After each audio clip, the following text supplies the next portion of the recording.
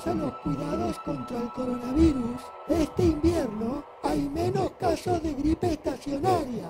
Perfecto. Iniciemos la fase redoblando la falacia. Comprendido. A todos los medios de comunicación del mundo. Si todos nos quedamos en casa, también reduciremos los accidentes de tránsito. Repito, en lugar de conducir con cuidado, no conduzca.